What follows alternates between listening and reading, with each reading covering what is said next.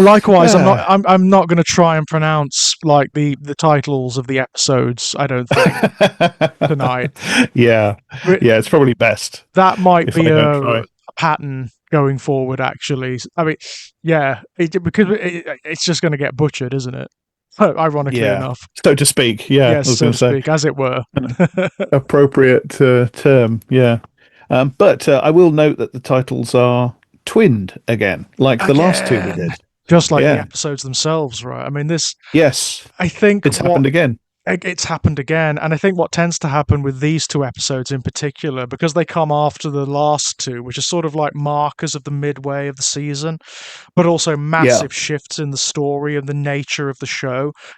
They're deceptive. People tend to look at them and say, "Oh, it's a return to form." You know, it's the serial killer of the week again. You know, we've got Well, it's these. kind of No, go on. pretending to do that, isn't it? Yes, it's definitely pretending to do that because it's so complex what's going on in these two episodes. There's so much happening in terms of like the metaphysics, the characters themselves. I mean, even the settings. After the last two episodes, we seem to have had this existential breakdown in the show where the settings seem to define something very particular about the nature of the narrative. Like you mentioned before we came on in the chat, that the opening of the first episode, where you've got Will and Jack talking in the frozen, what seems to be the frozen wasteland of Wolf Trap, Baltimore, and Yes. it it is that, but it isn't that. There's something very uncanny about the whole thing and unreal. It feels like it could be a construct of some sort, like it could be Will imagining the conversation that he's having with Jack, Yes. or more metaphysically, it could be now the narratives, the competing, sometimes overlapping, sometimes bleeding together, sometimes conflicting narratives that form the whole of the show are now distinct. They're separating out. So you've got the moments when Jack is with Will, and they're forming their own narrative and therefore their own world. And then you've got the moments when Will is with Hannibal, and they've got their own peculiar world happening as well, and their own narrative. And then you've got all these other things happening around it. It's so interesting. And the show seems to be aware of it on some level. It's not an accident of the editing or of the way the story is cut together.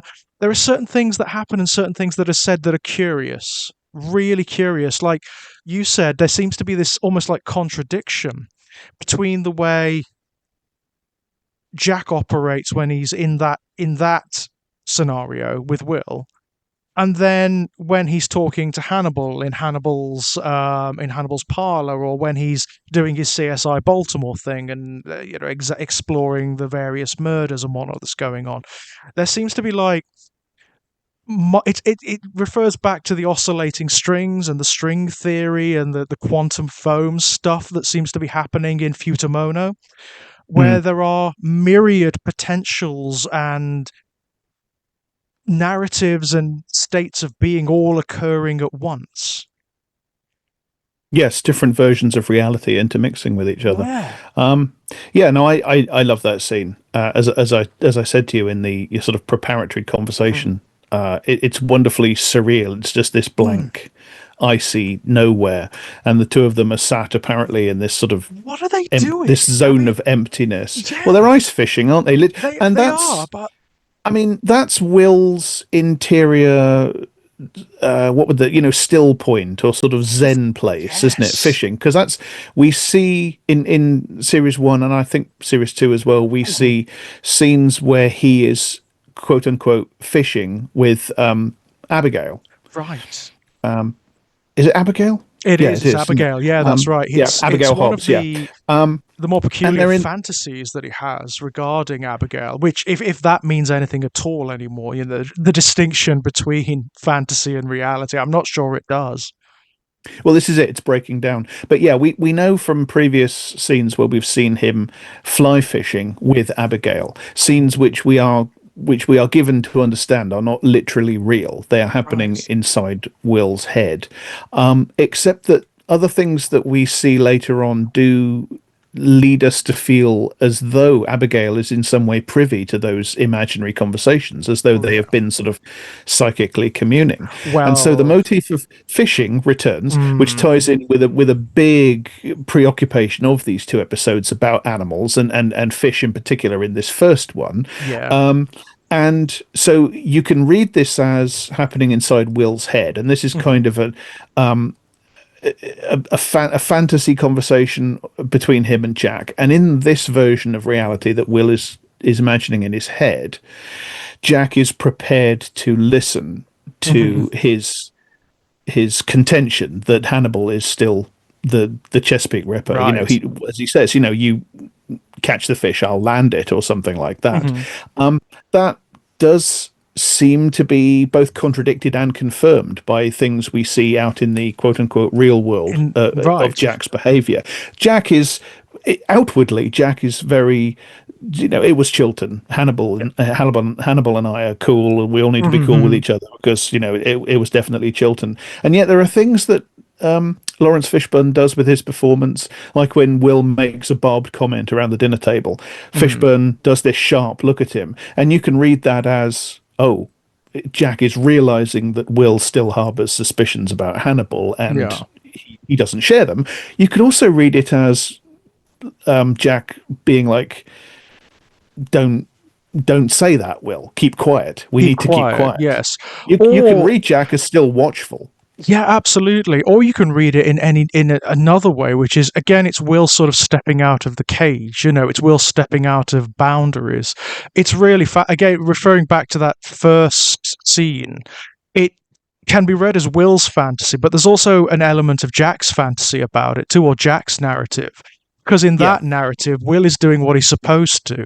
You know, you can if you take the running narrative for this latter half of the season completely verbatim, literal down the road that it's some setup on behalf of Will and Jack. They're going to lure Hannibal in by using Will as bait and blah, blah, blah, blah, blah. I think that's a very crude reading myself. And I think the show would think that that's a crude reading because there's so much that happens that demonstrates that it's otherwise. It's way, way more complex than that. But what's happening is Will is being what Jack wants and needs him to be. You know, he's concur in the same way that Jack is being what Will wants him and needs him to be in that particular scenario. It's hard to know whose head it's occurring in unless Yeah. you look at the mirroring thing between the two episodes, because the next episode also starts with the dream sequence, but it's Will talking to Hannibal. It's that imaginary sequence where Will is imagining killing Hannibal. You know, where he's strapped Yes. to the tree and he's got the great hind creature, which is symbolic of lots of different things, drawing the rope tight around his neck. Mm. That sequence is very interesting because it's set in ostensibly a similar place, but rather than being the open expanse, the clearness, which obviously represents Jack, and that absolute certainty and clarity that he has in his very simplistic way. It's the fairy tale wood. It's the wood of the Wendigo. And again, we see Hannibal as the Wendigo in that We see the Wendigo. sequence. Yeah, Yeah. we see the, Yeah. the truth of Hannibal, you know, as Will sees it anyway.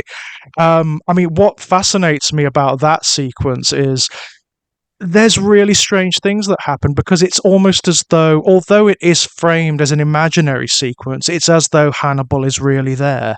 And he gives insights that Will doesn't know about himself. And it's something Yes. that will happen again and again and again as the series goes on. It's the first time that the words love are used between them.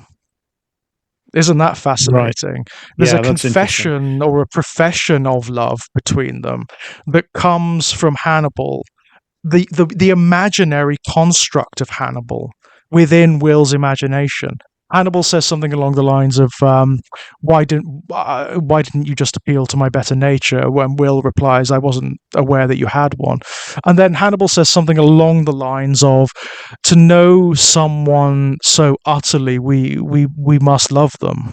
Yes, that's You right. know, It's fascinating because that is almost like a flat out statement. It's so complex because of because of the setting, because of what it actually is. It's Will imagining Hannibal being aware of an affection and a love that Will himself isn't consciously aware of yet. Yes, I've got that in my notes. That what he says is no one can be fully aware of another human being unless we love them, and then you get Hmm. the monologue about we allow our beloved to see their true potential reflected in Ah, us, and thus their beautiful. potential becomes true. Yeah. Beautiful. I mean, that is again incredibly complex because it mirrors something that he says to Randall Tier later on. And he does. Hannibal loves both of them in slightly different ways, but for markedly similar reasons. That's what's happening to Will. Hannibal loves Will in a very particular way and does see potential in him, as he does anyone that he pays any like significant attention to. He's obsessed with human beings as sort of living protean clay or poetry, as being able to write or author their own conditions, to make poetry of themselves.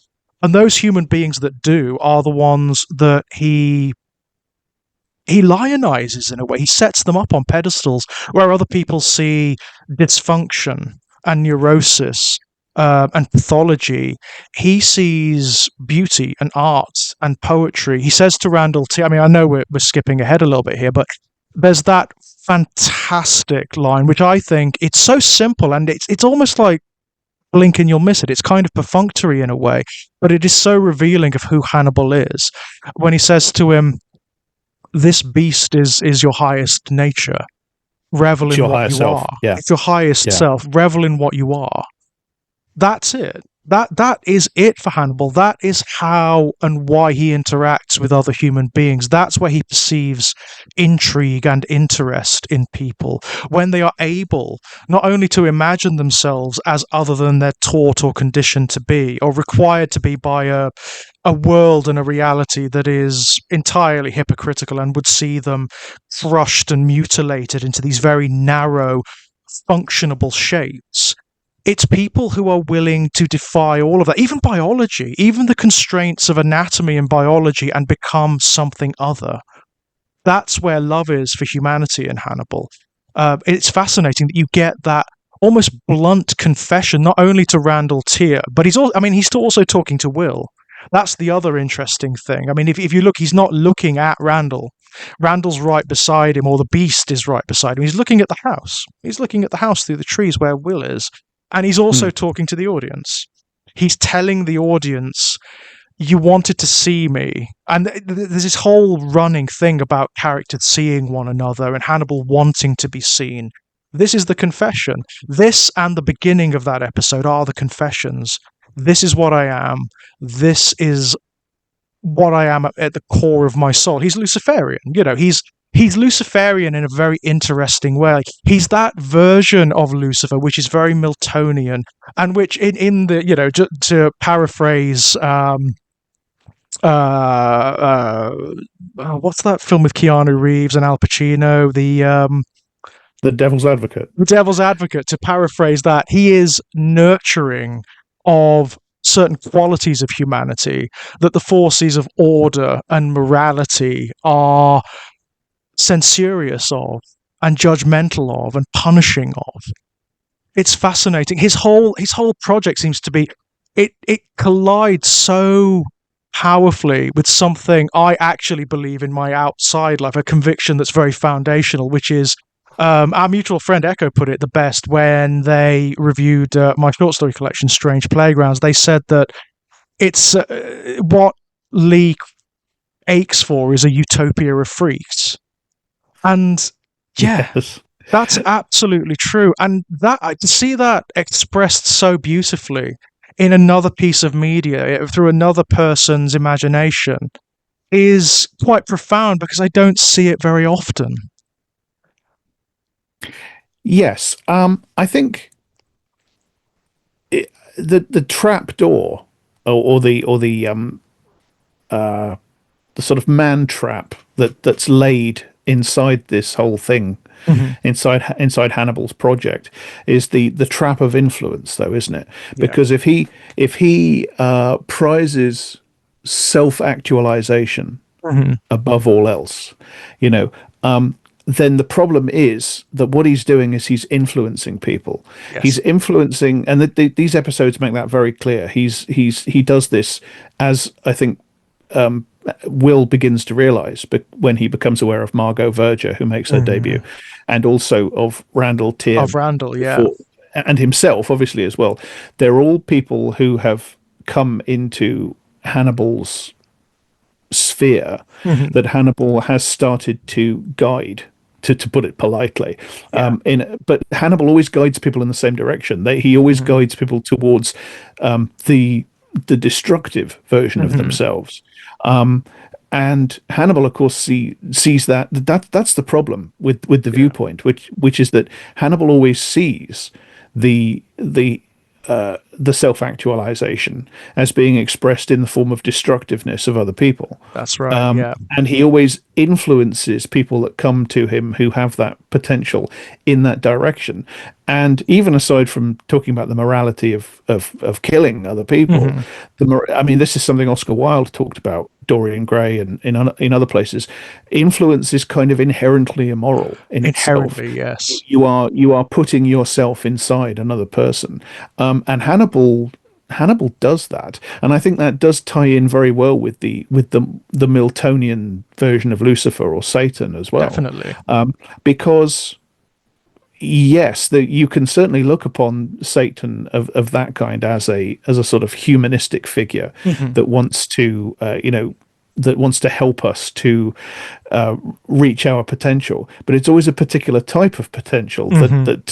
that version of Satan wants to push us towards, and it's always his influence. I mean, in the Bible story, as we Uh-huh. get in Paradise Lost, of course, Satan literally, in the form of the serpent, reaches in to human life at its very source and guides it in a certain direction, guides it Yes. towards disobedience, Hmm. Hmm. and it's his viewpoint that is pushing us towards freedom. Hmm. And yet at the same time, of course, we are we are under his control to a Yeah, certain so it's extent. it's another But that's form the in same thing. yes, Yeah, I mean it's interesting, isn't it? Because it is in a way it's another species of shackle, isn't it? It's it's another another form of control. yeah. Yeah.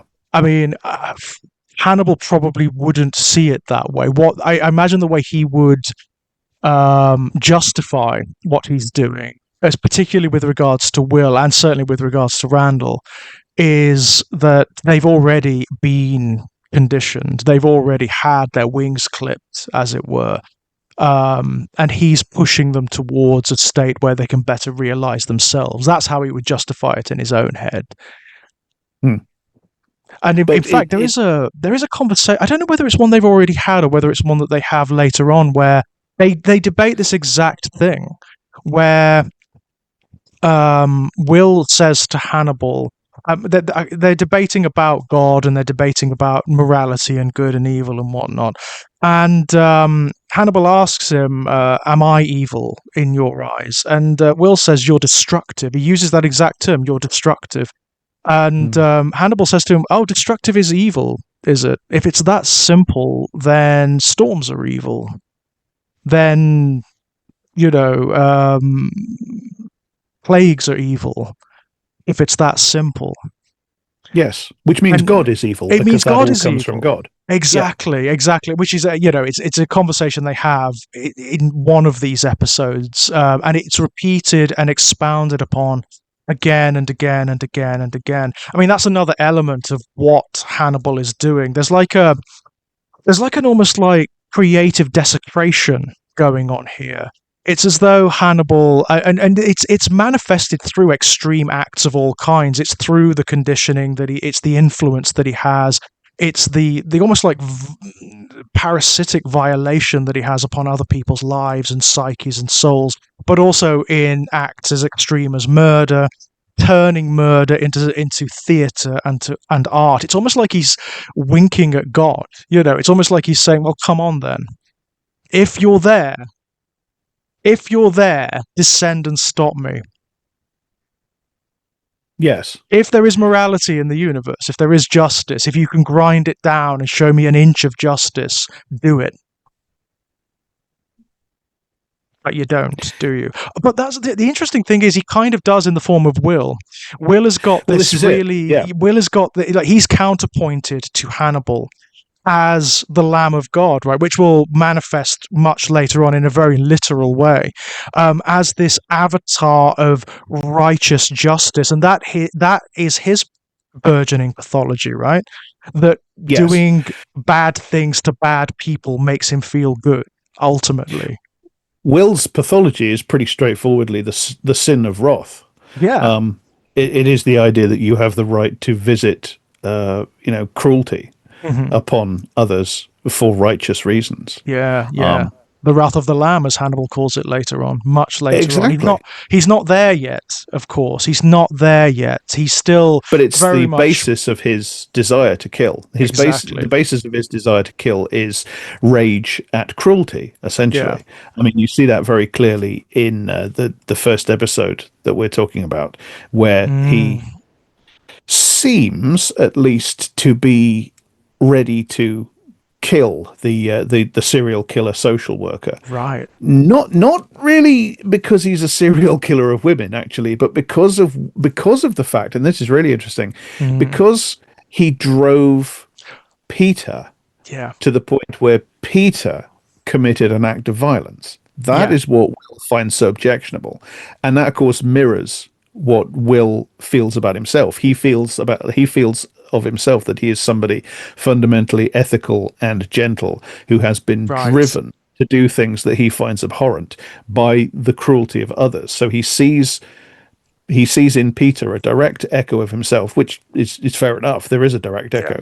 There So is, he and it's sees, an idealized one as well. I mean, what he sees in yes, very Peter, much so, what's yeah. really interesting about both Randall and Peter is that they are, again, echoes of Will.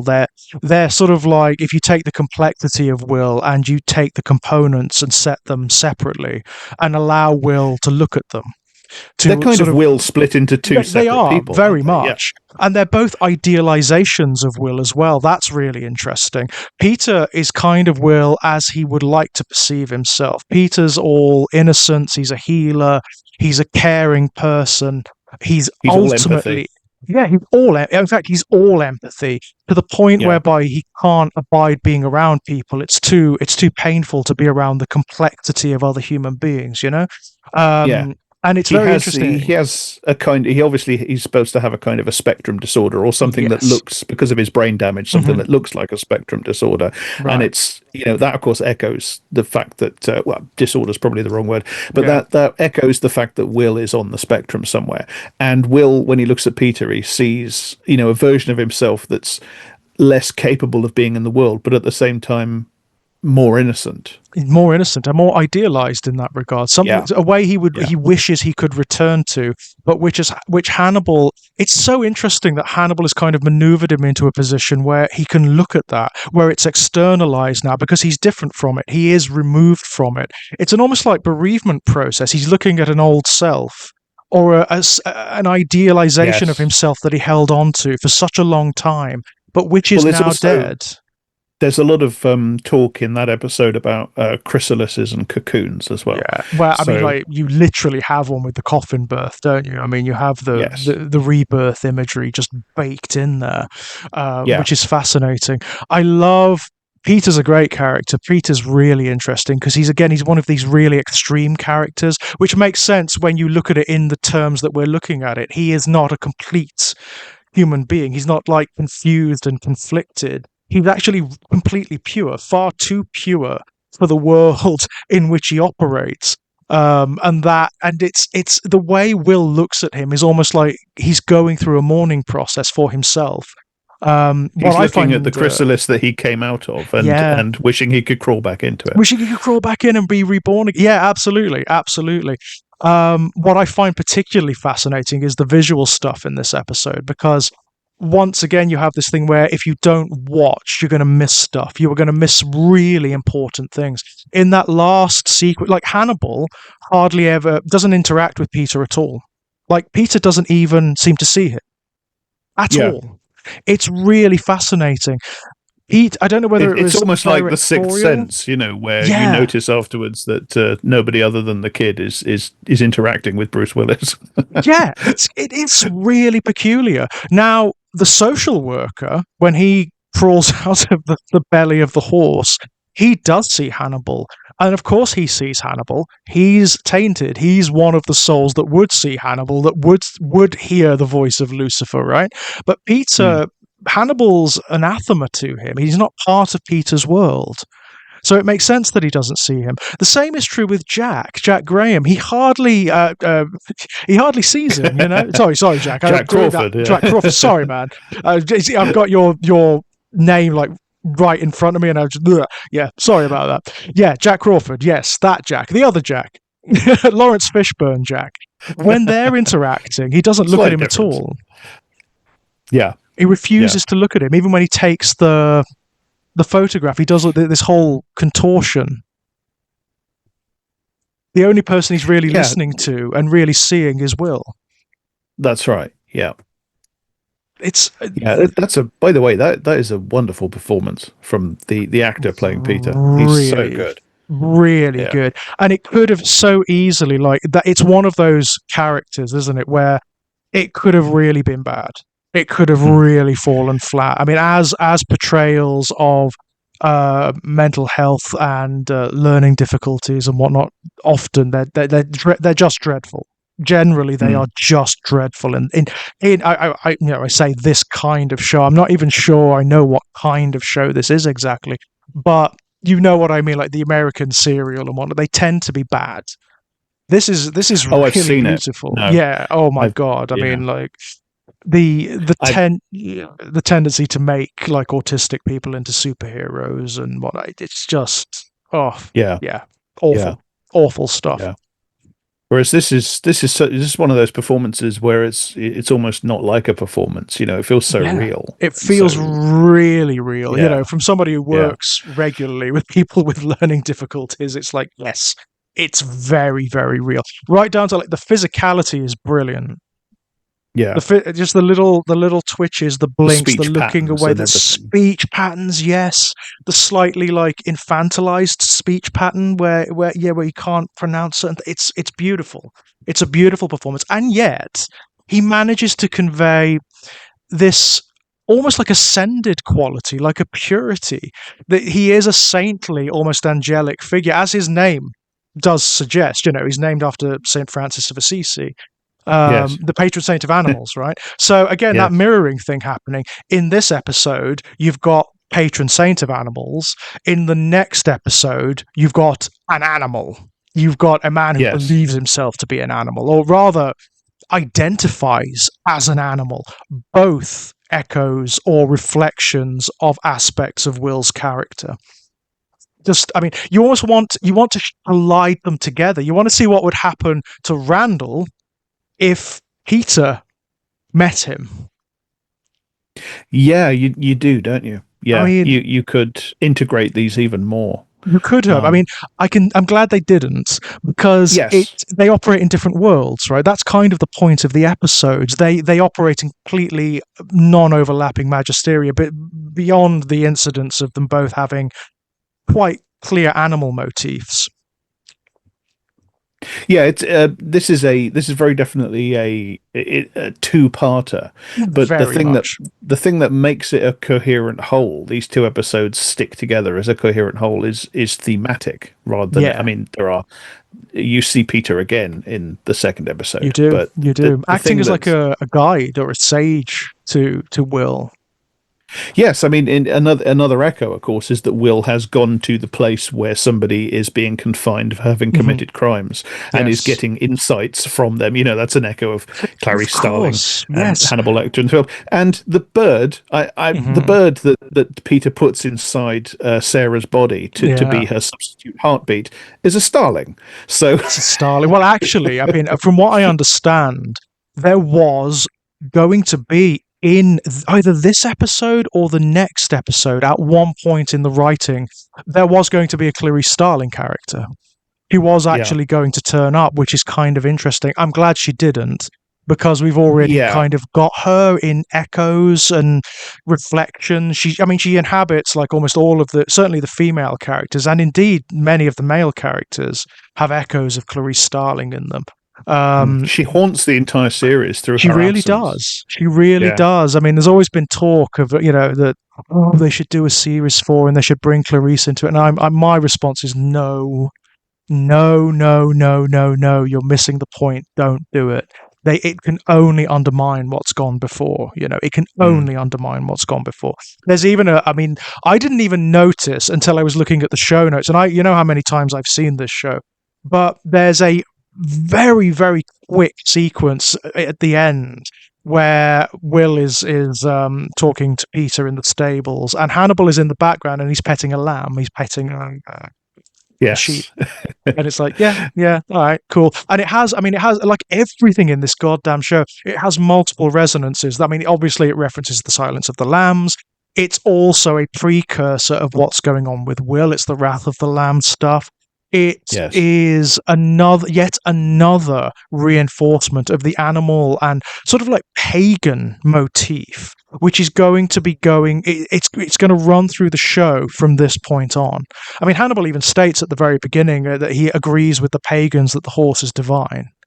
That all beasts of burden are All sacred. beasts of burden are That's a sacred. fascinating line, isn't it? Yeah, isn't Yeah. it just? Isn't it just? Because it's exactly what you were talking about when you were talking about Hannibal's strange, peculiar humanism. Because he would obviously regard humans in the same way, in that same bracket. Indeed, as Peter does. I mean, there's something where there's a part where Peter says that there's not much between us. We are humans and animals are the same, and I think Jack also says the same at one point. He said but Jack frames it in slightly different terms. Again, it's this blunt, perfunctory, slightly judgmental thing that he's got going on, where he says that for some people the boundary is way too thin. Yes, which rests entirely upon a construction of the animal as Mm. being, bestial and kind of inherently sinister and aggressive, or at Right. least lower, the lower Yeah. nature. Which for Jack Um, they would be, because Jack is of that ilk, right? Jack is all about order. He's all about maintaining. He's all about people things yeah, around him yeah. acting in a particular way, and that is with Yeah, regards to his interests. And an animal, particularly a wild animal, is outside of that. He can't the control complete that. negation of that. Yeah. And what do you do to wild animals to bring them under control and create a social order between humans and Mm, animals? You domesticate them, right. you train them, you Yeah. make them beasts of burden. And in Yes. so doing, of course, you make them slaves. You make them What slaves. Yeah. what Hannibal is basically saying is that the slave is sacred, the slave Yeah. is universal, because Yeah. the slave takes that suffering upon itself, Yeah. which It's again, Christ-like. It's yeah, Christ-like. Yeah. prefigures again the Christ imagery that which is to come. It's effectively It also, messianic, and it's interesting that he says it in context with paganism, because it's almost like he's saying this is the stage that we're at now, but soon we're going to develop into these more monotheistic concerns. There is going to be a Christ figure at some point, and I'm going to make him. It's going to be Will, right? you can tell an awful lot about what people feel about their fellow human beings or think about their fellow human beings by looking at how they feel or think about animals. Totally. Because animals are kind of this canvas onto which we project our ideas about our fellow human beings. Hmm.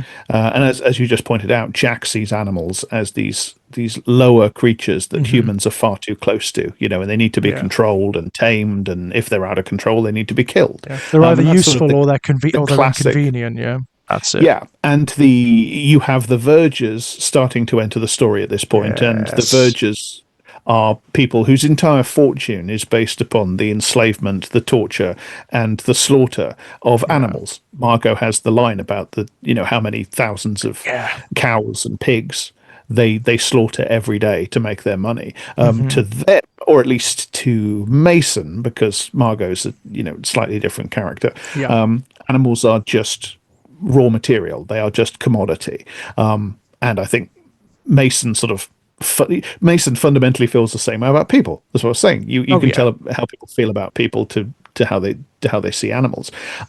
It's interesting that Peter's attitude towards animals, Peter, the sort of Dr. Dolittle, St. Mhm. Francis figure who sort of communes with them, he doesn't see them in a sentimental way because in order to see them, in order to see animals that way as sort of completely innocent, the Mhm. way we supposedly were when we were in the garden with the animals before Right. the fall, There's a big you have post-Lapsarian to. thing happening here, isn't there? There's There's a a huge big, like, theme, yeah. huge, right? I mean, that's what this is all about. But in order to see animals that way, you have to see them as lesser. Peter doesn't Yeah. see them as lesser. He just sees them as fellow beings. As fellow beings, yeah. He sees them as capable of the same emotions and even failings that humans Hmm. have. That's the really interesting. He expresses He it says that. completely, doesn't he? He says it, yes. Yes. When Will goes to him for advice in the second episode, he says, because they're confused by the bite marks, obviously, because there's evidence of them being a wolf and a bear at the same time. Yeah. And Peter's the one who points this out, wolf, bear. And Will asks him, can a wolf and a bear hunt together? And Peter points out, well, yes, they can. And animals can have friendships. Animals are as complex as we are, you know? You're right. Yeah. He doesn't regard them sentimentally, and he also, I mean, it's so interesting that he has this poetic quality as well, and this where he tries to give Sarah some dignity. He knows that sewing her into the horse isn't going to give her a life back. He knows that, but it's a Hmm. kind of it's a strange funerary rite that he's giving her. It's like It's giving a her some poetry back, it's a and the slight horse as weak well. point. Yeah, it's a slight weak point in the story for me that Hannibal doesn't show more interest in Peter, Yeah, because what Peter does there is, in its way, it's artistic. yeah. He is engaged fully in symbolic, aesthetic thinking. Hmm. Um, the whole idea of the rebirth, giving her a new heart in the form of a Right. bird, giving her a new birth in the form of the birth from the horse, and Yeah. restoring what the horse lost because its foal was born dead. That is that is an artistic project. It It's all is. about the manipulation of symbols to create an Mhm. aesthetic, emotional, semiotic effect. Hannibal should be more interested in I that. I suppose he think should. Yeah, he should he be should. Peter.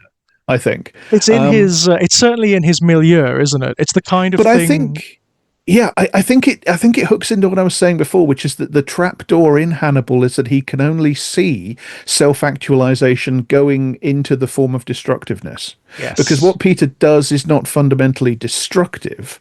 Right. Hannibal kind of doesn't appreciate it artistically. No, There's a degree of philistinism there from Hannibal. it It kind of doesn't fit is. in with his idea of what art is, so it's Uh-huh. kind of off his radar. Yeah, So it yeah. makes sense. It makes Interesting. sense, actually. It does. It does make sense, and it's a rare moment where you see the show, in a very subtle way, providing a criticism of Hannibal and his project, Yeah. because it doesn't But always do that. Hannibal is, he opens the first of these episodes talking about trout, and he says that they are Nietzschean They're animals. Nietzschean And fish, right? yeah, the thing that he's talking about is he's talking literally about how, according to him anyway, Mm, their flavor is affected by the lives that they live. Um, right. that idea, of course, travails and suffering and struggle and so on gets Yes. encoded into you. That's very Nietzschean. That's what he's Hmm. referring to. So the idea that they taste different because they've been struggling. They've had a wild life or something like Yeah. that. He says. So he's open to the idea of animals as having a kind of a human experience as well. Mm, But of course, Nietzsche inherently has a double meaning because it leads us to the other idea of the will to power, of which course. is, I think, that's much more what Hannibal is actually about. Oh The yeah. self-actualization through the mastery and the domination. Well, this is it. I mean, And this is kind of what he's talking about when he says that he feels that the wild trout that Will and Jack have presumably caught is a Nietzschean fish. What he's actually saying is that he's using flavor as a kind of metaphor or a euphemism. What he's saying is our experiences shape our states of being. They change who we Yes. are. And Will says they make us tastier, which is both a reference to the cannibalism and also what's happening to not just to him, but it's like it's not as simple as Hannibal doing this to him or Hannibal conditioning him. There's a kind of tit for tat thing or a transactional thing happening where he's also influencing Hannibal. And Hannibal is aware of it. I mean, Hannibal is aware of it and kind of enjoying it because not many people do that to him. Mm. Hannibal is so thrilled at the moment where Will apparently decides to commit murder, where he apparently Oh, decides to shoot the social worker. oh, yes, Um, and Mads Mikkelsen's performance is particularly good in this episode. I think he keeps really. on. He's being called upon to show real excitement and Hmm. emotional arousal and exhilaration because of Will's, as he would think of it, Will's progress. Hmm. And Mikkelsen has this. I watch it and I'm not quite sure how he's doing it, really. I mean, we've talked Yeah. about this before, but he expresses intense emotion through almost complete impassivity. Yes, complete stillness. There are Yeah. flickers, aren't there, across his face. He is not like a tectonic actor, is he? He's not like lugubrious or anything like that. He's not pantomimic in any way. No. He's so still and poised. So, and because you get conditioned to that sort of that suite of expressions as the show goes on, even the slightest tremor becomes immense. And Yes. in this episode, I think he's expressing and showing more than he ever has. And it's a very clever shift because it's demonstrating the depth of the feeling that Will is arousing in him. There is there to what again it's that it all comes out in that sequence when Will ostensibly shoots the social worker, and he does. I mean, he pulls the trigger. He pulls the trigger, not knowing that Hannibal's going to stop it firing. So he makes the decision to kill the guy under the auspices that it would make him feel good because the social worker is just a common or garden psychopath. He's very crude, isn't he? In that regard. Yeah, And well, this is why Hannibal's not interested in him oh, he at just all. has no interest at all because Yeah. No. there's nothing creative or artistic or inspired about this guy. He's a Um, Sunday painter. yeah, yeah. He's He's doing dull. watercolors in Cornwall. Yeah, That's absolutely. Or he's an AI artist, isn't he? He's that yeah, it's that yeah. stuff. He and after that, it's almost like the way I almost saw it. It's like the first date after declaring your love for someone, or after the pair of you realize that there's a greater depth. There's something more serious going on here because he touches Will. There's this physicality, like he puts their heads together and he When has his hand to Will's cheek, and he's smiling, and he's intense, and he's slightly breathless. He yes, chuckles, and it's like in any other show, it would be the kiss. It would be the first kiss. It would be the first profession of love. But it's so much more complex than that.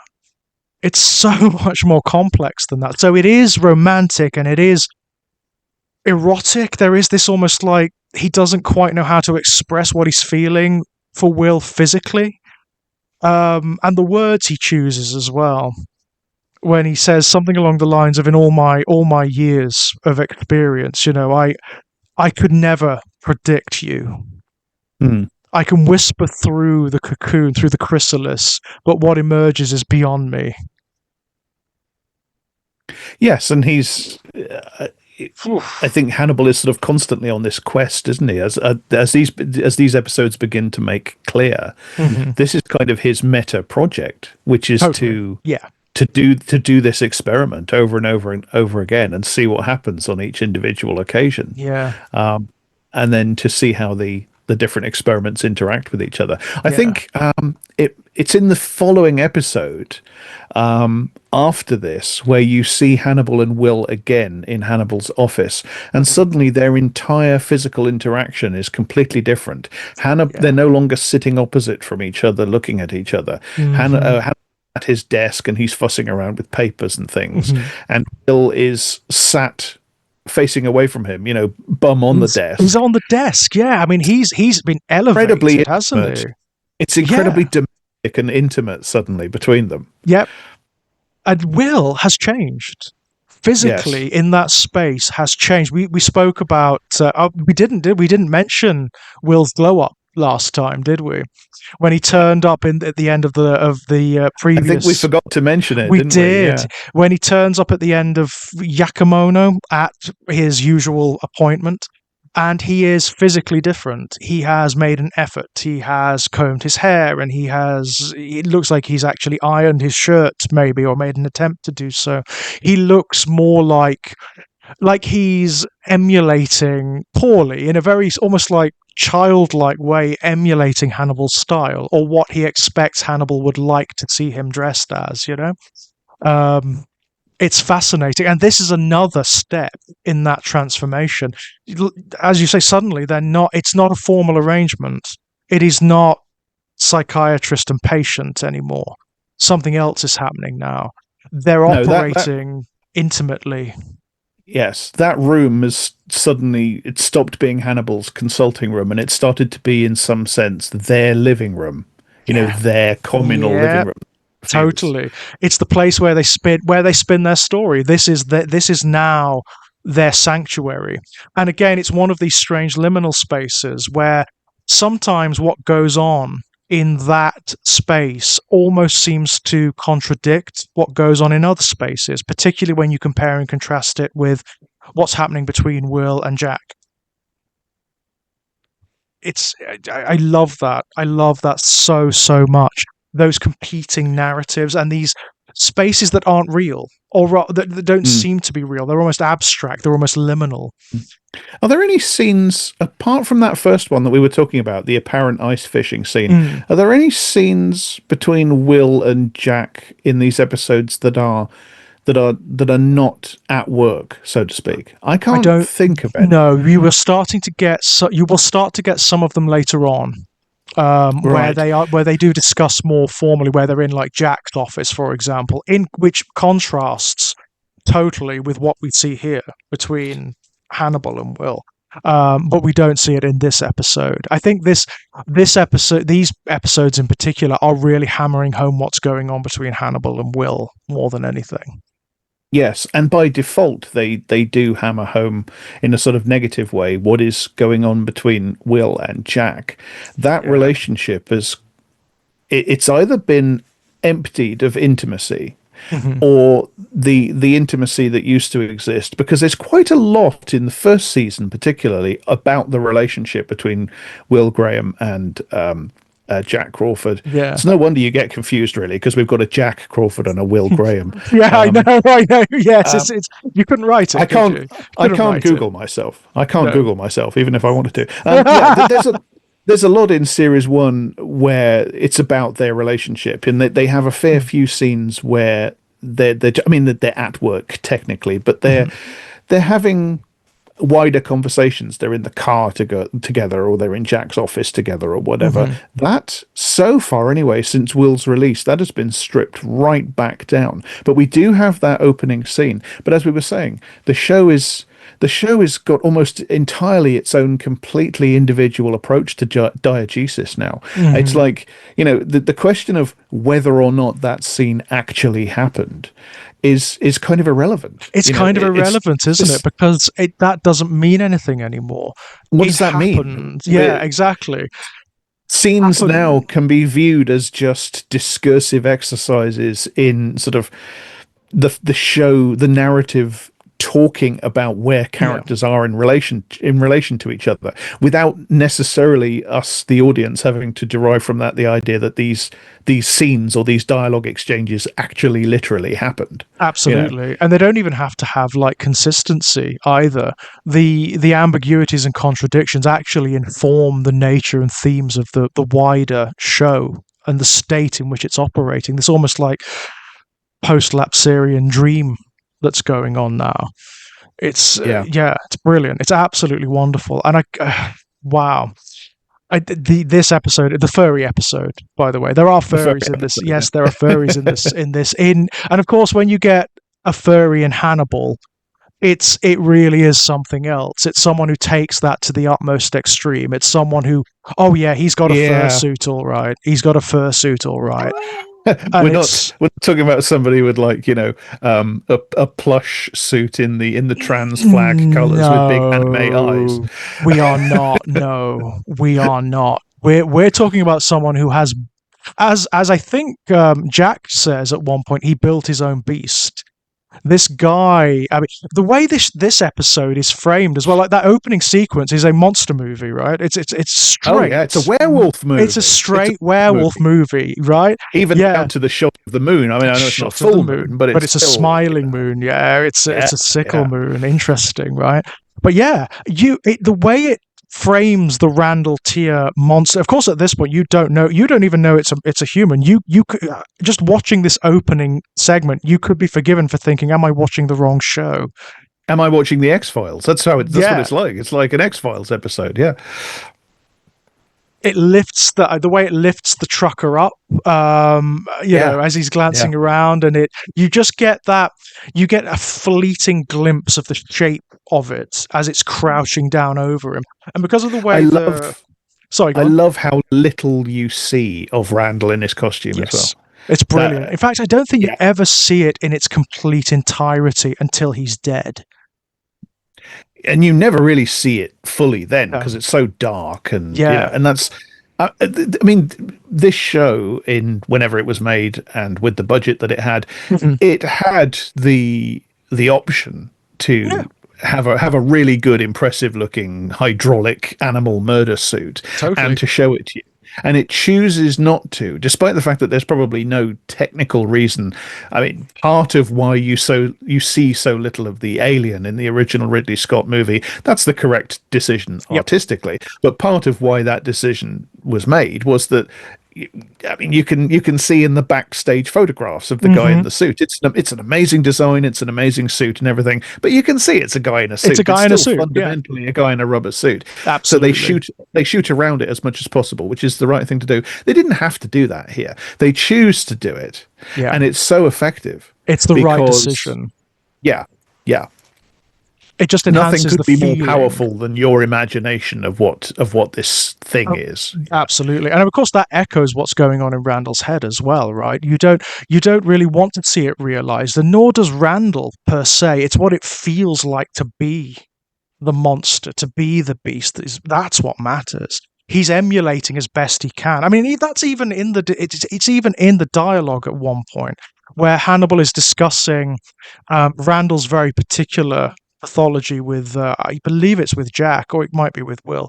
He says that he doesn't believe that metamorphosis is physically possible. He's aware of that limitation. He Hmm. knows that he is spiritually and psychologically a beast, a creature, but he doesn't believe that he is physically a He's not beast or a insane. monster. He's No, not irrational. He's not suffering from lycanthropy in the sense of a psychiatric diagnosis. no, If, I mean, Hannibal says at one point that he had species dysphoria as a yeah, child. If in fact he is, I mean, I read him when he speaks to Jack and Will in the mm, museum as having been cured of that delusion. I read that as completely sincere. I think yeah, he is cured of that delusion. As Hannibal says, he knows that he isn't actually transforming into an animal or anything yeah, like that. He's chosen to act upon a fantasy there. right. Yeah, and that's the point, right? That's the point, and that's why Hannibal likes him so much. That's why Hannibal has such interesting affection for him. It's slightly more paternal than it is with Will. With Will, it's Yes. romantic, obviously. With Randall, it's paternal. Interestingly, Will, I think, misreads why he sets Randall Tier against him, as it were, at the end of the episode. It's not tit for tat. It's not because he sent someone to kill Hannibal. Hannibal sends someone to kill him. I think Will says even Steven at the end. Yeah. Um, that's not it. That's not it at all. He's sort of giving Randall what he wants. He's giving Randall the ultimate realization of his bestial self. He gets to die, to live Yes, and because die as a beast. yeah, Randall definitely has a death wish. You know, Oh, totally. Randall Randall, has, he's realized, and I probably realized very, very early on, that he was not made for this world, right? This world does not fit him. His species, the species into which he's born, the skin, the body doesn't fit him. And that in and of itself inculcates suicidal ideation. It's just the nature of it, right? You don't fit anywhere. You cannot fit in. And so Hannibal sort of engineers a scenario where he can die exultant, at the hands of, by the way, and it's also for Will as well. It's a gift for Will as well, because Will needs that. Will, in his metamorphosis, he needs a situation in which he can kill righteously. And this is a step towards that, because he's killing in self-defense, ultimately. yeah.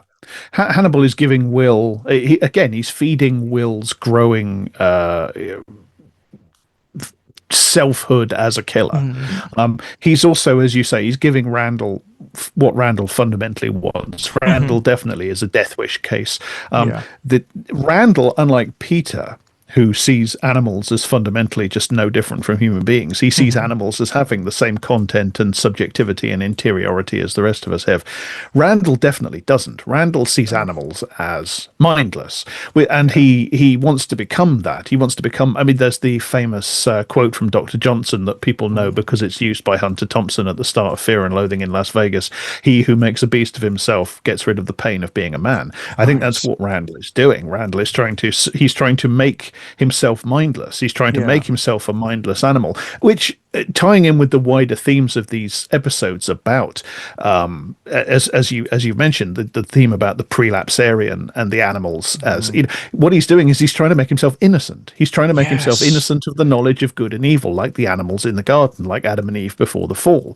In a sense, what he's actually trying to do, ironically, is escape the influence of the serpent. So he's actually trying to escape Hannibal's influence. Hannibal has led him to this point, and what he's actually trying to do is regress back to a state of innocence before the serpent tempted him. And the ultimate expression of that wish for annihilation, to return to mindlessness, is of course to be killed. And what could be a more perfect summation of the fantasy of being an animal, particularly in the American frontier, than to be killed by a hunter? That's and with dogs after him as well. It's the ultimate expression of the fantasy. Yeah, fascinating stuff. I mean, it's similar to what Will experiences when he looks at Peter, isn't it? This desire or a return to innocence, to before the fall, before the exile. What I love about Peter is that Peter doesn't share that delusion. Peter knows people aren't innocent because he knows animals aren't innocent either. Absolutely. And he also has self-knowledge as well. Like when he does sew his social worker into the horse, which, which is a hell of a sentence. It's the only sentence that you can only take seriously in this bloody show. In anything else, it'd be absolutely absurd. That is one hell of a line of dialogue. Is your social worker inside that horse? And the show does have a moment, doesn't it? It doesn't play it too long, but it does. There's a pause where it's almost for comic timing, It lets itself enjoy that moment, I think. It does. It really does. But Peter actually says, before him, I couldn't have done this. I suppose he says something like, I should be grateful. I suppose I should thank him. And he also says, I feel so peculiar. In the same way that, if we value our subjectivity, our ethical sense, then we kind of have to thank the serpent. We kind of have to thank Lucifer for the temptation. Of course we do. Of course we do. If we value anything... We lost paradise, but we did gain... whatever it is that we have instead. Whatever the heck that might be, Self-determination, I don't know. But there is, it's, I just cannot believe that these two episodes are this complex, that there's so much going on between them. Yeah, Um, as you say, they start, and people might mistake them for the sort of, well, the storyline about Will being in prison is over, so it's mm, time to reset the show. And yes, TV yeah, shows, American TV shows do this all the time. I think we've all talked the about this time. before. The Big way they red set reset up, button, right? yeah, they set up a format, with a certain set of characters, and certain things happen every week, etc., etc. And then for a few episodes, something will happen to disrupt the status quo. Agent Scully will disappear, and Mulder gets a new partner, or Yes. whatever. And then after a few episodes, that storyline is effectively reversed. Hmm. Captain Picard is brought back from being in part of the Borg, Uh-huh. and things go back to normal. And that's what this is. Again, Hannibal has always done this thing where it pretends to be. It cosplays as, or Uh-huh. pretends to be cosplaying as, CSI Baltimore. It's doing it again here with an extra layer of self knowledge. It's Very doing much. the we're doing that thing that shows like this do. The running storyline that disrupted the episode, the format status Uh-huh. quo has been resolved, so it's back to the format status quo. And we do the monster of the week, the serial killer of the week. Uh-huh. Except that, as you say, these are these are on a different level of sophistication to episodes of the same formal type that we saw back in season one. There's Totally. so much thematic complexity going on, In a subtle in way, it's imagistic deconstructing them, complexity. isn't it? Yeah, It's yeah, deconstructing that very format. It's actually saying you think we're doing that, or we're going to just suggest that we're doing that, but actually we are not. We're doing almost the opposite. no, Whatever lip service that it pays to those old sort of CSI Baltimore episodes is only that. It's not interested in that anymore. And also, I think the show has got to the point where it knows it can get away with actually doing the really deviant, interesting stuff. The stuff that's slightly more highbrow, I suppose. And it's just going for it. It's not ashamed of it at all. And it's not afraid of being censored for it. We have the very interesting introduction of Margot, of course, in this yeah. And episode. Mason is not in it yet, is it? No, That's he appears in flashback, but you don't see him. You only but he's see off his camera. hand. Yeah, you hear his Yeah, voice. You see him make I don't. the martini with tears, Yeah, which is so. that is such a showy, over I the mean, top, try it's hard, edge lordy thing to isn't do. it? Isn't it Yeah, such a like? I mean, it's such a ridiculous expression of irredeemable malevolence and evil. and but also adolescent evil and Yes, malevolence. yeah, it's completely I mean, performative, right? Completely it's performative. the right do that. Yeah. Stephen Crowder and Ben Shapiro, they have their mugs that say liberal tears on them. They Oh yeah, literally do that. absolutely. This is I mean that's the interesting thing. I certainly looking back on this show from 2025. Oh my god, we know the right and the rich are like this, right? I mean, Oh, they are. drinking the Yeah. tears of children is almost nothing compared to what they've actually done in reality. Well, but I bet that sort of nonsense went on at Epstein Island or whatever. I Oh mean, my god, yes. you only have to look at that fucking message that Trump wrote in the birthday card, don't you? Mhm. Oh, enigmas never age. Every day is another Yeah. wonderful secret. They're Yeah. not. They're absolutely fucking pathetic. Yeah, pathetic and repulsive and Yeah, stunted infantile human beings, right? and No, almost consciously evil as yeah. well. In the But manner of so it's so interesting, isn't it? In the manner of like a Saturday morning cartoon villain who would actively identify as evil, would go around yeah, saying, "I'm evil, I am. Oh, I'm so evil," you know. as I say, Um, almost consciously evil, but juvenile and yeah. giggly about it as I well. mean, Yeah, and I mean, Mason's going to be Mason is very that. interesting in this show because he is. Barring maybe the social worker in the previous episode, Mason is one of the very few characters that Hannibal can make nothing good from. Nothing Yeah, poetic or beautiful or positive. Like there's no end product for Mason. There's no potential in him. The clay, the raw stuff, it's so tainted that you can make nothing good of him. There's a great line that somebody has in the third season who's talking to Mason, and they say people either amuse Hannibal or they don't, and those that don't, well, you didn't. Yeah. And look what happened to you. And by the way, we're hurtling towards it. But when we get to what happens to Mason, I'm going to put a big old warning on that discussion because they get away with such a lot Yeah. in terms of the physical violence and mutilation they get. These episodes actually are an escalation in that. Did you notice? Oh, I think so. Yeah. There's a Yeah. lot going on here in terms of just the physical brew. I mean, in the first episode, it's not that profound because what you're seeing is, first of all, it's the viscera of things that are already dead, and somehow that hits different. And it's Yes. the viscera of animals as well, which in a context of farms and abattoirs and whatnot hits slightly differently. Um, but my God, you're going to see some stuff in the episodes coming up. Oh, yeah. It really goes uh, extreme in forthcoming episodes. I can't believe But they got away with it in a television format. Do you know how they yeah, got away with it? I'm not sure they would now, No. really. I think there was a particular moment there. There was a Mhm. window where I I don't know if there was a particular, method whereby they got Mm. away with it. There I don't was. They know. actually had There someone from was. the MPAA on set at all times saying, right, you can get away with that. If you shoot it like this, then you will get away with more. So if you shoot it in the dark, if you suggest with sound, and if you make the blood black rather than red, you'll get away with more, etc. So they had that all the time, just pushing it right to the wire with what they could get away with. Quite clever, That's really, fascinating. isn't it? It's quite a clever way of doing it because I still don't know how. Because I'll be honest, I'm quite experienced with my horror film Gru, and there's some bits coming up where I do look away Yeah. because they're vile. Yeah. Yeah. They are The utterly repulsive.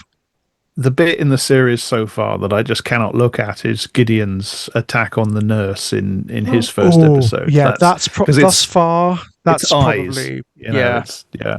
It's also very But, intimate, isn't it? It's intimate violence that's really there's something about and that. it Oh, takes a long time as well. She spends a lot of time in suffering, and yeah. that's not. I find it very hard to stand Yeah, stuff like that's that. very Um, unpleasant. Very, very unpleasant. But no, I mean, I love these episodes. I think they reveal so much about what's going on in the wider show and what it's going to be going forward. The stuff it sets up. I don't know whether, how much of it was planned and how much of it just turned out to be this way, but the animal totemic imagery, which is going to escalate and escalate and escalate and be a consistent factor throughout now. The pigs are obviously going to be very significant yeah, with regards to the verges. yeah. Well, Margot, one of the most consistent characters in the whole thing. I love Margot in this, by the way. I love her. When she turned up, when I first watched it, I was like, oh, what, given what she is in the original book and the way yeah, she's betrayed, and it's just very bad. Like most of the book Hannibal, it's pretty goddamn bad. But actually, she's great. She's a fantastic character and very important. yeah. I immediately love the dynamic between her and Will. Yeah. I mean, it's one of my favorite lines in the entire series, actually, where she sort of half recognizes him, and he says, Mm. "I'm the guy that didn't kill all those people." That's brilliant. It's great, isn't it? I Yeah, love when they're talking when she turns up on his doorstep, which is also great, by the way, because it yeah, demonstrates that despite all the and she's suffered lifelong abuse, clearly, at the hands of her father, at the hands of Mason, for God's sake, her whole family, a whole culture. yeah, Because and just because she isn't it what they wanted, she isn't what they require. yeah.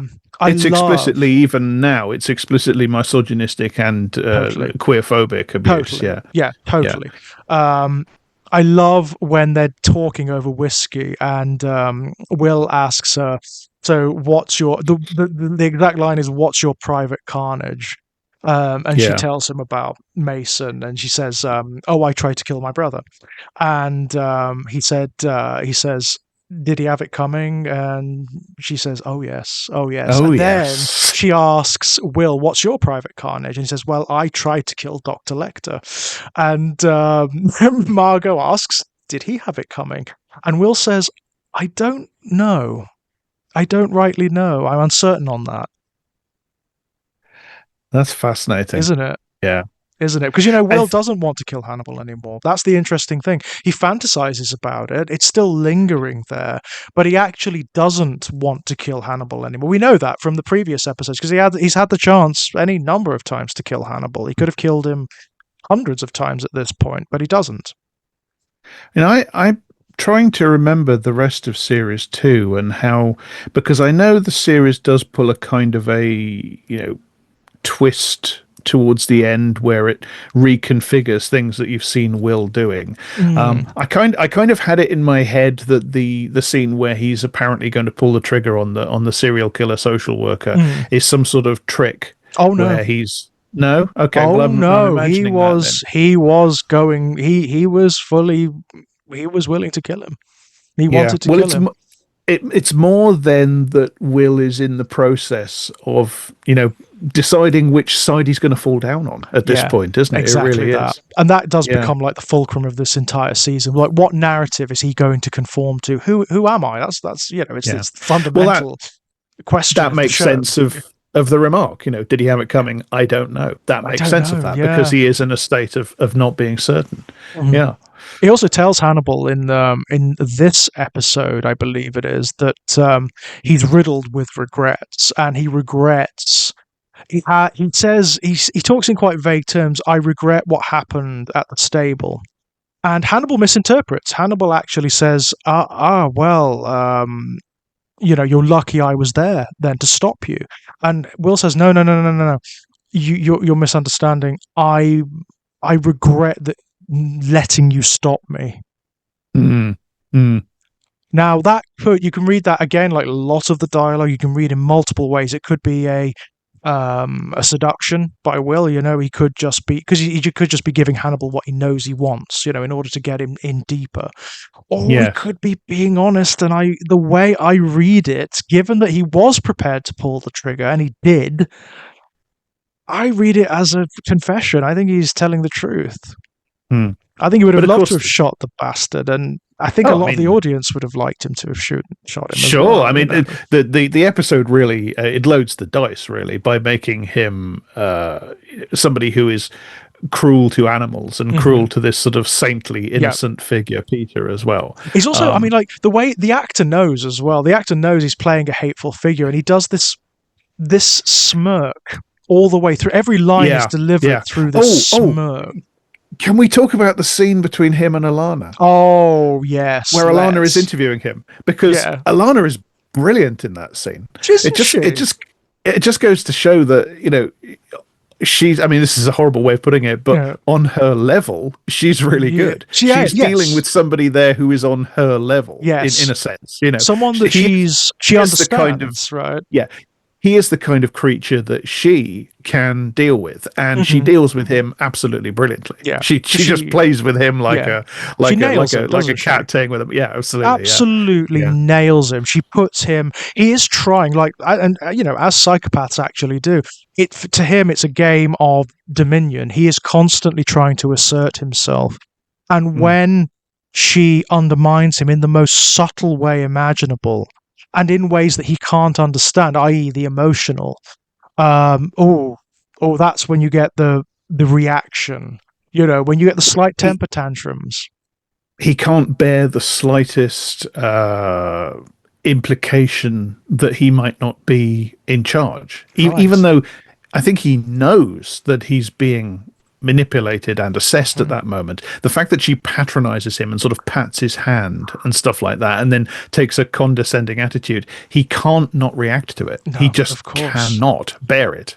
Has to So assert he has dominance, right? to. Yeah, exactly. Yeah, yeah. Yeah, it's a brilliant sequence. And it's good because it does, again, it's one of these wonderful moments that provides you with contrast between the species of killer that you get, or of psychopath that you get in this show, the elevated ones, the inspired ones, and the ones who are not. And Yeah. the ones that Hannibal has time for are the ones that he does not. Yeah, I mean, it's there's no, as we said, there's no artistic content No, to what this guy does. There's there's no no, it's potential, is there? In fact, he they're just, destroys art and yeah, potential, so he's worthless. He's utterly the only thing he's good for is as fodder for Will's transformation. yeah. He's just a misogynistic sex murderer that Yeah, kills women because so he hates boring. women. You know, In fact, there's that's nothing. interesting because that's how Hannibal is cast in Manhunter, isn't it? Yeah, there's that weird line where the Will Graham in Manhunter says Hannibal Lecter was killing college girls, He and was it's he was so stalking co-eds. Is that I was like, no, what? no, that's What? weird. I'm sure that I am sure that's not in the book either. It's I'm not in the book. sure No, that's an no, invention of Manhunter. no. And Stalking co-eds? the other really weird thing about Manhunter, of course, is that they take out the fact that he's a cannibal. There's no reference to him being a cannibal Right, in Hannibal the Manhunter. cannibal? I mean, like Yeah, that's who it's he like is.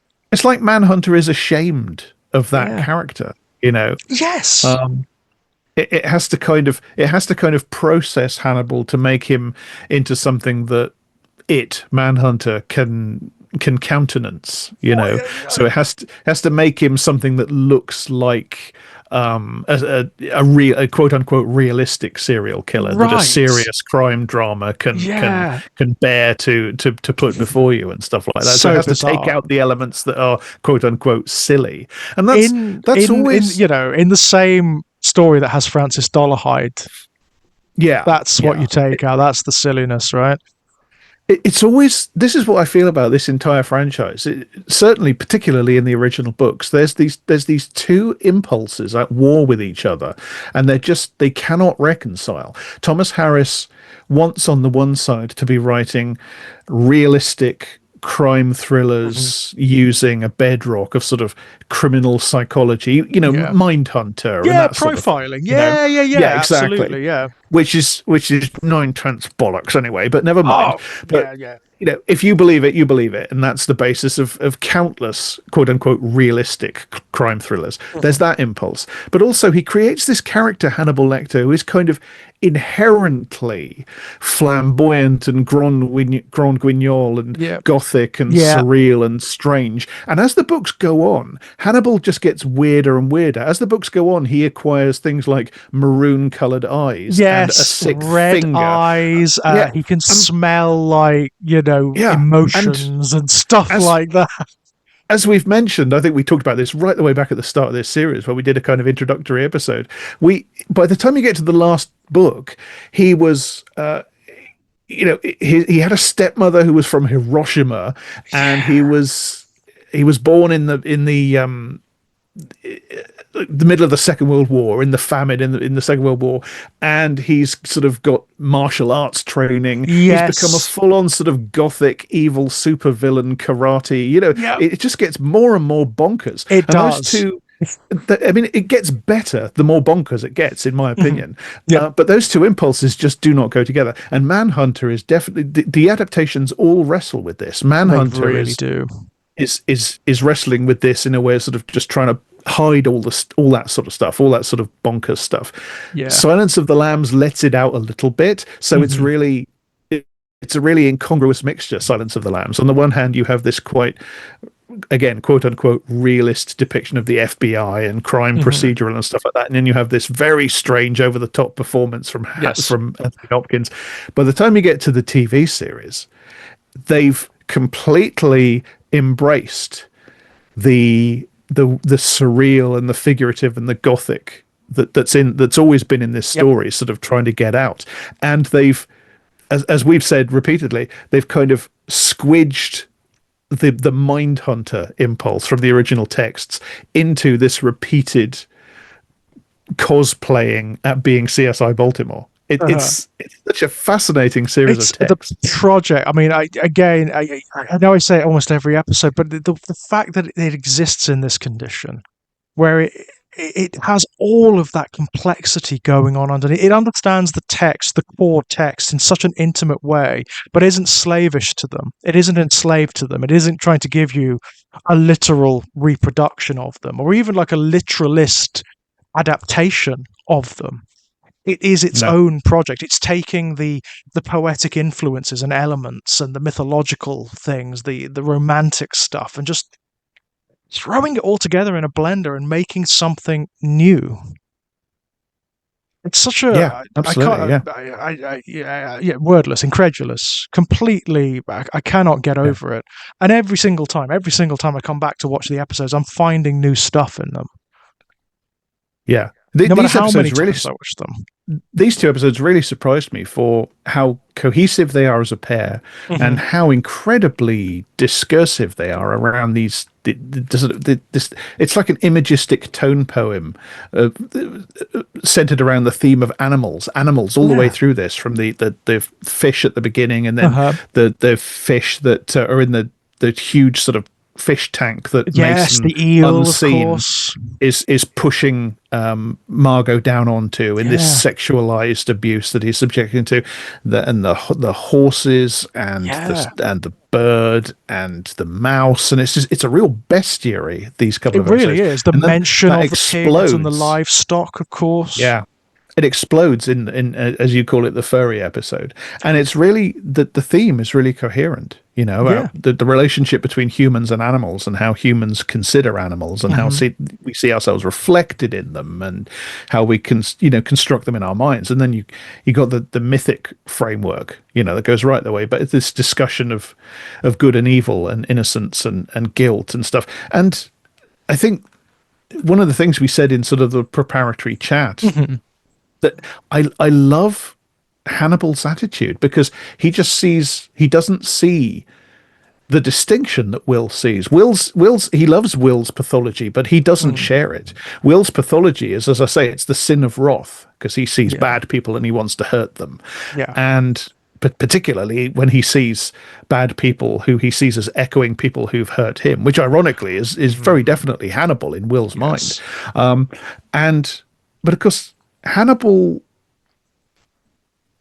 he doesn't because he doesn't see a fundamental difference between people that it's okay to kill and people Mm. that it's not okay to kill, based on any sort of morality. There's a real humanism there, where it's just, no, it's Yes. not morally justifiable to kill No. anybody. He's not saying that you shouldn't, obviously, No. because he's Hannibal Lecter. Of He's just course. saying, don't lie to yourself and tell yourself that you're killing this person here for moral reasons or ethical reasons, Right. or reasons to do with social order or anything Hmm. like this. There's a line in one of the books, I think, where Hannibal says I think it's Red Dragon, where he Hmm. says to Will, he's in prison, of course, at the time, and his books have been taken away because he's been corresponding with the Tooth Fairy, and he says a sane society would either let me have my books or it would kill me. Or it would kill And I me. think Yeah. that Hannibal, for all that's wrong with him, obviously, Mm. he just, there's no hypocrisy there.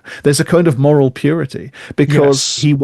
he won't pretend. He the kind of hypocrisy that goes into the absolute charnel house of the judicial execution industry. Yeah. Right. There's no truck with that whatsoever. No. Kill for revenge, kill Hmm. because you want to, Yeah. kill because it makes you feel good. Don't pretend you're doing it because it's justice or because it's a deterrent or Well, anything like that. right. I think this really is part of what he represents. It's almost like holding up a mirror to the hypocrisies of culture and society. And indeed, I mean, he uses the term God, and it's both literal and it's also euphemistic. He's referring to any kind of system of authority or order Yes, that yes, prescribes that's it. violence or allows for violence, of any Yeah, kind, by the way. He would look at yeah, society holistically. So he would look at war. He would look at the lives we just casually murder by allowing them to die, by denying them health care or allowing them to starve or whatever. It's all of that, all together. And he's basically saying, I mean, he does say it. That same conversation that we referenced earlier. I don't know whether it's coming up or whether it's already gone. I think it's coming up, where him and Will are discussing God and morality. And he says something along the lines of, my own actions, my own small actions, pale in comparison to those of God. Yeah. Um, Well, you get the discussion at the end of the second of these episodes mhm, about when Will says to him, how do you feel? What do you think about? And he says, I think about God. And he does yes, again. This is taken from the novels, but recontextualized into something far more interesting. yeah, He says, about the church collapse. the church And collapses. Yes. as you say, Hannibal is talking about God maybe literally, but Mm, also figuratively as the system of power and belief mhm, that leads people to not see the horror of that yeah. because they don't it doesn't register on their Mhm, radar as something. It's just what happens. It's yes. just what happens. Right. So Meanwhile, it's that ability to discount violence when it's systemic, right? yes, exactly. Yeah. Yeah, it's. I mean, it's a church collapsing on Right. worshippers, isn't it? Yeah. It's people who. It's obviously a metaphor Yeah. about the crushing power of organized structures of power and Totally. Totally. hierarchy. That's what's being referred Particularly to there. those that proclaim their own morality and their own Exactly. Yeah. absolutism. That's the real Yeah. kicker, isn't it? That's the real kicker. And I mean, it Yeah. goes wider than that. It's not just systems; it's reality, right? He talks about things like typhoid, and he talks about storms and disasters. And is that moral? Is that correct? How is that just? How can you possibly proclaim there's justice when that just arbitrarily happens and murders thousands of people, kills thousands of people on a daily basis? If there is an organizing principle to this, then it's evil. It has to be evil, right? It has to be But malevolent it's on a grandiose scale that the most evil of human beings could not even hold an ember to it.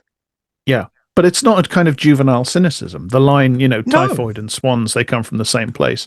That's not, it's not saying, typhoid, therefore swans are worthless.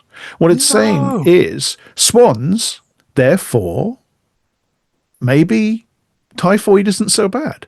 right. Maybe a universe with typhoid or church collapses or even, murder isn't actually so bad because we do Mm, have the swans. yeah. Yeah. And that's the thing with Hannibal, isn't it? He doesn't draw distinction.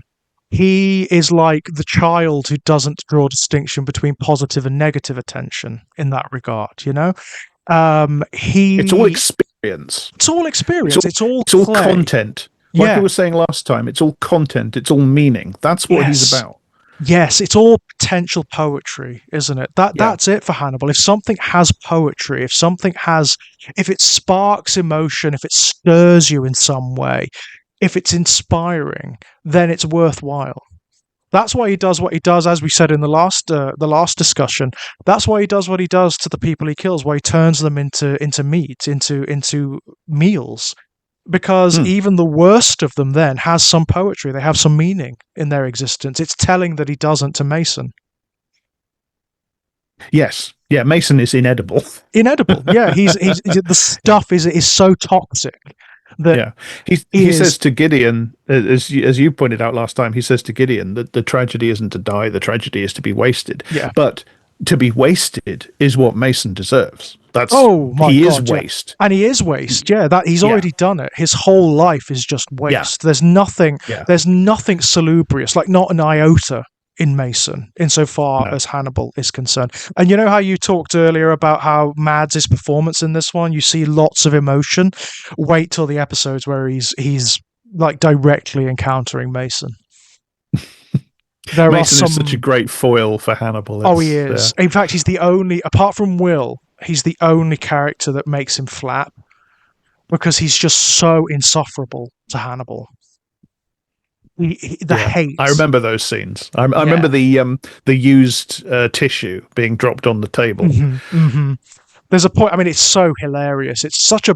I don't know whether it was actually part of the script or whether the actor who plays Mason just did it. But there's a point where Hannibal is giving Mason some therapy, and they're in the Hannibal's study. And Mason, when Hannibal is talking to him, instead of going and sitting in the chair opposite, just goes and lies down on the sofa. looking up, Yeah. and Hannibal Yeah. kind of blinks and looks, and he's like, "What's he doing?" And as Mason is pontificating on his father and whatnot, Hannibal like grits his teeth a little bit, and he goes, "Mason," and he gestures to the chair, and Yeah. Mason does actually, oh, sorry, and it's like, yeah, you're fucked, mate. You have just. It's not a death warrant you've just signed. You have signed yourself up to torture and disgrace. Yeah. It's amazing. I, I'm Well, s- really looking forward to it. I oh, it's think I, coming. th- I It's think coming. I think you can read the Vergers, particularly Mason, as just Mhm. this gigantic metaphor about our. I mean, again, like so much of this, it does the show does so much more with it Than than Thomas Harris did, than yeah, than the Thomas Harris books. does. Yeah, he But absolutely. the basic idea of this guy who owns this gigantic fortune that's based upon, slaughtering animals and Hmm. selling meat, and him being the foil to Hannibal. That's such a great idea. Isn't it? And it's Isn't it there in just? embryo. It's there in embryo. But Hmm. the TV show, as I remember it, I think it becomes this gigantic metaphor, basically about, the the bankruptcy of capitalist Yes. civilization. Well, Mason And Hannibal just manifests. Mason is the ultimate avatar of those very systems and their hypocrisies that we were talking about earlier. We allow for Mason's evils in yeah, exactly, society because he's exactly. rich, Yeah. because he's part of the establishment, because that's I what mean, happens, right? that's kind of what Margot's getting at with that line Yeah. about the thousands of pigs and cows that are Hmm. slaughtered every day for her Yes, family's wealth. and she also points out, which is again, it's a signifier of that hypocrisy. She says society loves the exile redeemed, right? Oh He God, made yeah, that's bad great, decisions, isn't it? isn't it? She points it out. Yeah, She actually, in a bizarre way, she articulates what Hannibal is getting at through what he does. yeah, Society loves a sinner redeemed, whether he is yeah. or not. It's the performance that matters. And that's only gotten more relevant in the years since because Yeah. it's round about the time this was originally aired, I think, and it exploded for a few years afterwards. You had the omnipresence of the so-called redemption arc in popular fiction Oh. on TV shows and in Ugh. films. It was constant. It was everywhere, from like Jamie Lannister on Game of Ugh. Thrones to 100 movies that are about the villain and how they got to be Yeah. the villain, and that dreadful Oz movie with James Franco and stuff like Oh that. It my became God. it became a Yes. cultural obsession. It did. It So did. yeah, yeah, yeah. But no, And I mean also, I mean, that like that in actual life as well. I mean, how many oh well, how many have we it seen of these yes. lapsed celebrities that then go on to convert to fundamentalist Christianity and This is have it. their come to Jesus moment? It reflects a real pathology. It We really we are does. endlessly eager to forgive certain types of people, by Yep. which we mean, of course, white, straight, rich Yeah, men. that's it. We Yeah. are we're falling over ourselves to just forgive them basically everything. Hmm. You Hmm. know, I mean, we made one of them the most powerful man on the planet. Daniel and I were just talking about this on Yeah. IDSG. Daniel and I were talking about this on the last episode. We made one of them. I mean, we didn't vote for him, obviously, No, but absolutely. we as a species made about, we made Mason Verger Hmm. the most powerful man on the planet, Yeah. In despite the fact, I fact mean, that I think we even all that knew I think that's giving Trump too much credit. I think Mason has more poetry and more he has more intelligence interiority. Yeah, than Trump yeah. does. But the point is, we all knew the entire time exactly Yeah. who and what that man was. Oh, absolutely. And those that pretend they don't are fucking wankers. I mean, Yeah, I have no all time, these. no patience for that anymore. The Epstein thing is in the news at the moment, but as I was saying to I, Daniel, you can find stories blowing the lid off all I this. The know. Trump Epstein thing and the network of rich guys Mhm. that were all running quote unquote modeling Yeah, agencies that were actually fucking sex trafficking operators. You can find dating articles about that going back 10 years. Yeah, years back. we all knew. Everybody knows this stuff, but we play these performative games in our culture where we pretend. We Yeah. tell, and people buy it. That's what really bothers me. Even people who are critical or morally opposed to this buy into the game, where it's like, People no, so desperate to forgive these guys. I They remember at are. the They height of are. the pandemic, at the height of our country's disastrous, criminal, negligent, Hmm. eugenics inflected Yeah. mismanagement of our pandemic response. I was in the queue outside the chemist and I was listening to people talking about it, talking about Hmm. Boris Johnson, a man with the blood of, Hmm. probably a million of our fellow citizens from Yeah. our society on his hands through his absolute criminal, callous Hmm. mismanagement of that situation. And what I heard was like, oh, he's doing his He's best. doing his best, The isn't it? fuck It's like, is the matter with you? what is wrong with you? Yeah, at this point, it is a You should be case of, rioting in the streets. yeah, You should be. I mean, I'm not doing it. I can't talk because I didn't set yeah, up the guillotine either. But that's what hmm we should be doing. We it is what shouldn't we be should. making. Yeah, We shouldn't be making excuses for these people. no, We should. every fucker who made money, every cunt who got a Yeah, PPI selling contract, PPE or contracts to their yeah, own mates. And yeah, Jesus Christ. all of that, the guillotine.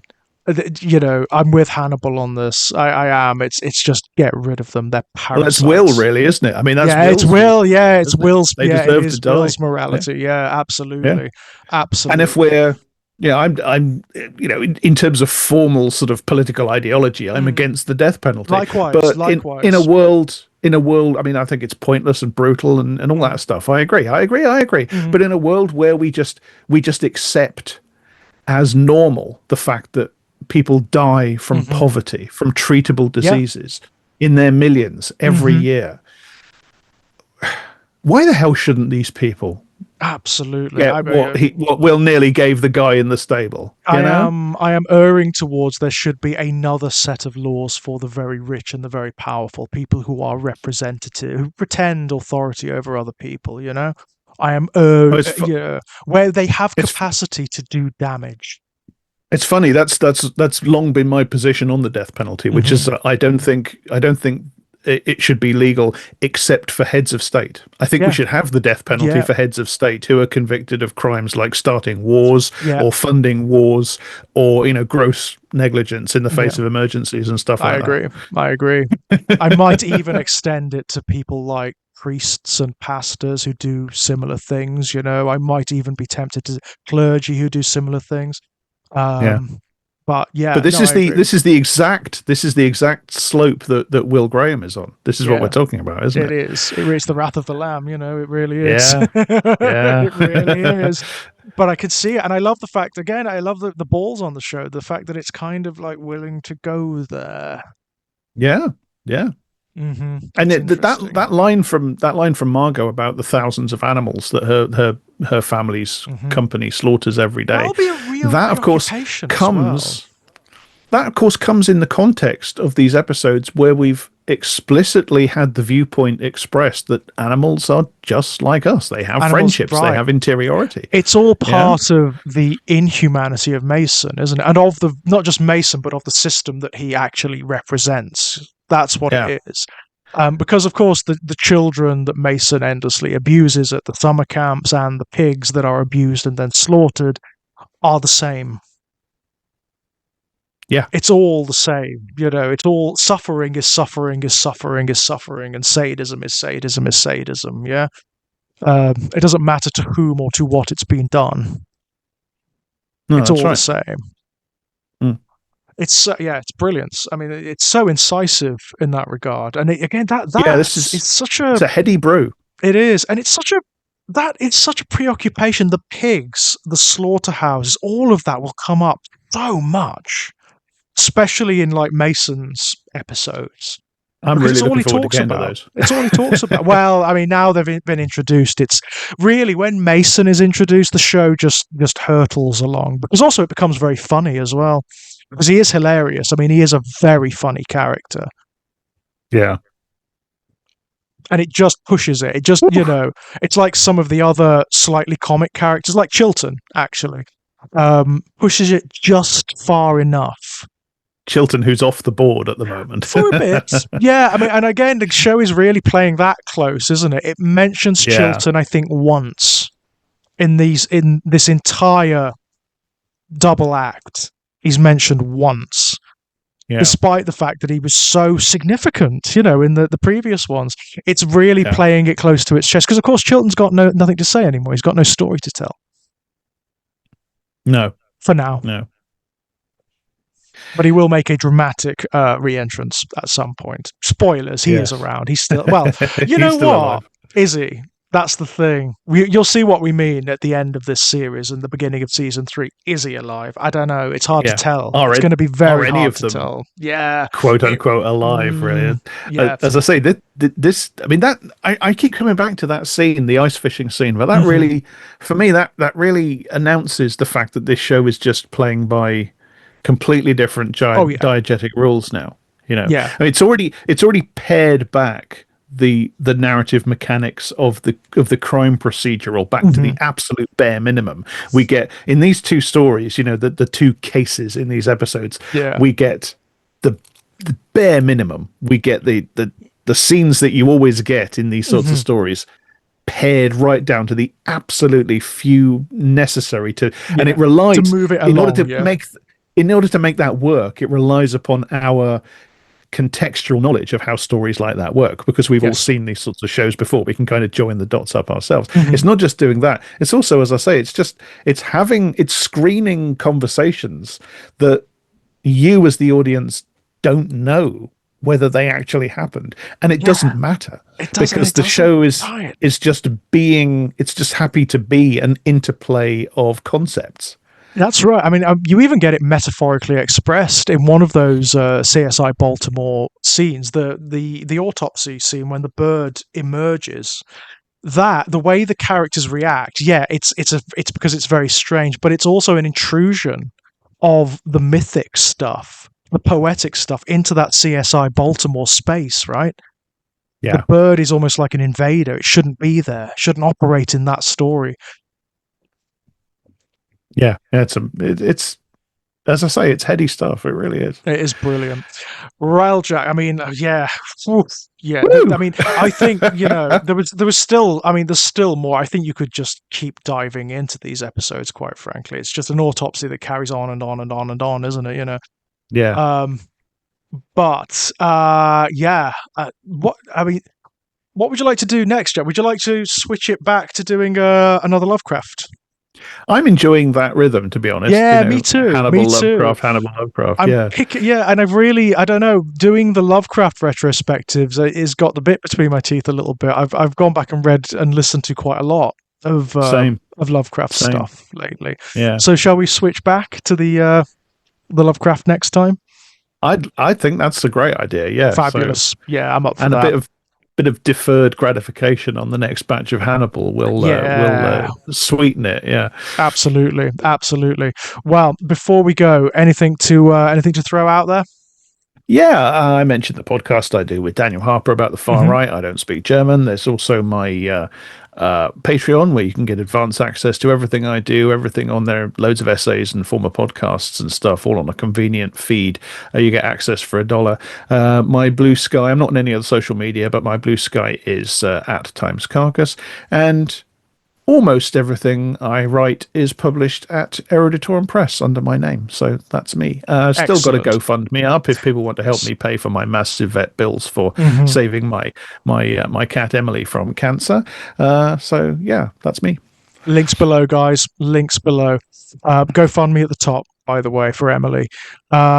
As for me, same as usual, you can find all of my published work at strangeplaygrounds.com and at the Evil Empire of Amazon. Just type in George Daniel Lee and you'll find my author page. Some new stuff recently released. If you go over to Arrow Films, you will find not only the Hellraiser UHD set that myself and Kit Power feature on, you'll also find the newly released In the Mouth of Madness boxed set. And I have an essay, an article in the insert book, and also there's a filmed piece called We Are What He Writes on the disc as well, which was great fun to film. Thank you to Neil Snowden and Jonathan Zarin for allowing me to be part of that. I mean, just so, I mean, you guys have probably seen our discussion on In the Mouth of Madness and love it. Just a fantastic horror film. So pleased to be part Yeah, of that.